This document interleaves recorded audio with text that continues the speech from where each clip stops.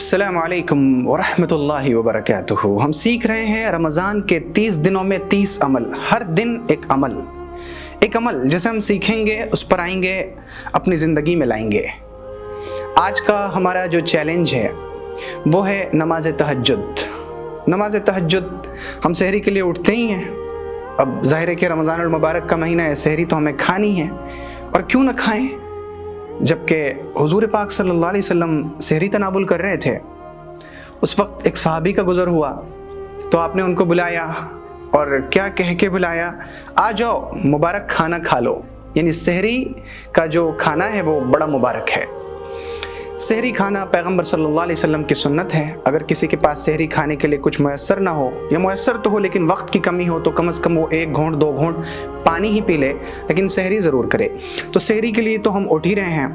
اب ہم اس مہینے میں کم از کم، رمضان کے مہینے میں کم از کم ہم یہ کریں گے کہ 2 رکعت تہجد ضرور ادا کریں گے، اور اگر آپ سے زیادہ ہو سکے تو 4 رکعتیں، اور زیادہ ہو سکے 6 رکعتیں، اور زیادہ ہو سکے 8 رکعتیں، اور ہو سکیں 10 رکعتیں، اور زیادہ ہو سکے 12 رکعتیں، اور بس کم سے کم 2 رکعت اور زیادہ سے زیادہ 12 رکعتیں۔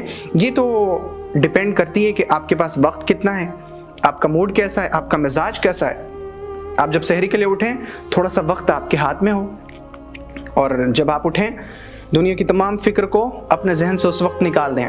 اس وقت انسان کا ذہن بہت تیز ہوتا ہے، وہ چیزوں پہ بہت زیادہ فوکس کر سکتا ہے۔ تو آپ کی ساری توجہ اللہ ہو، اللہ کی طرف ہو، اور پھر آپ 2 رکعت نماز پڑھیں یا 4 رکعت آپ نماز پڑھیں، اور اس وقت کو ایسے آپ استعمال کریں۔ اس کا طریقہ یہ ہے کہ پہلے آپ 2 یا 4 رکعت نماز پڑھ لیں، نماز پڑھنے کے بعد تھوڑی سی تلاوت کر لیں۔ اب جیسے ہی میں نے بولا ہے، آپ کے ذہن میں آیا ہوگا کہ قرآن شریف نکال کے پڑھنا ہے۔ ضروری نہیں ہے، آیت الکرسی پڑھ سکتے ہیں آپ، سورۃ الاخلاص 3 مرتبہ پڑھ سکتے ہیں آپ، یا 11 مرتبہ پڑھ سکتے ہیں۔ یہ تلاوت تو ہو گئی۔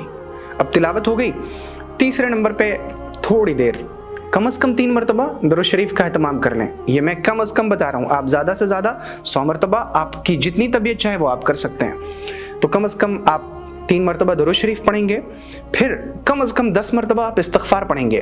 یہ 4 کام ہو گئے: نماز تہجد، قرآن کی تلاوت، درود شریف، استغفار، اور 5ویں نمبر پہ ہے دعا۔ آپ جب دعا کریں اہل ایمان کے لیے ضرور دعا کریں۔ حدیث میں ہے کہ جو شخص 25 مرتبہ یا 27 مرتبہ یہ کہتا ہے اللہم اغفر لی وللمؤمنین والمؤمنات والمسلمین والمسلمات، اے اللہ مجھے بخش دے، اہل ایمان مردوں کو، عورتوں کو، اہل اسلام مردوں کو، عورتوں کو بخش دے، 25 یا 27 مرتبہ، وہ ان لوگوں میں سے ہو جاتا ہے جن کی دعائیں قبول کی جاتی ہیں اور جن کی وجہ سے لوگوں کو رزق ملتا ہے۔